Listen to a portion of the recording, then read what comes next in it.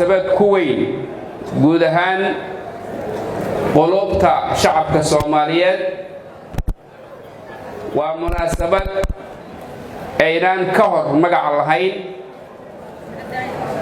waa munaasabad qarannimada Soomaaliya ayaan ka horeyn.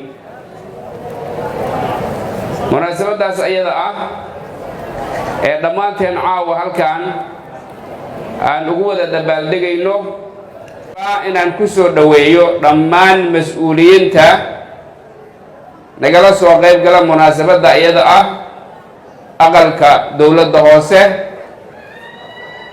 oo runtii ah halkii ugu horeysay ee koonfurta Soomaaliya ee gumaysigii Talyaaniga ka qaadatay xorriyadda laga taagay calanka Soomaaliya caawa oo kale ayaa laga taagay magaalada Hargeysa oo ku beegnayd 26 Juun 1960 balse muddo kooban kadib bakowda Luulyo ayaa mar kale laga taagay aqalka caawa aan ku wada dabaaldegayno halkaas oo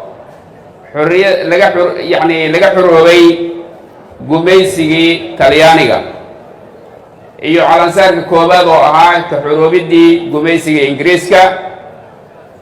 isla markaas calantaaga halkan laga taagay wuxuu ahaa midowgii labadii gobol ee gumaystaha Ingiriiska iyo Talyaaniga ka xuroobay.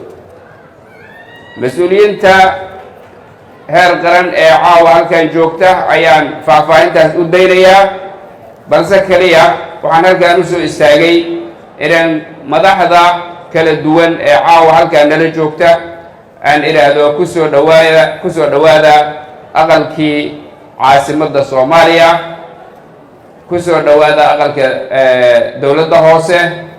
wabillahi tawfiiq. Assalaamu calaykum waraxmatullahi wabarakaatu.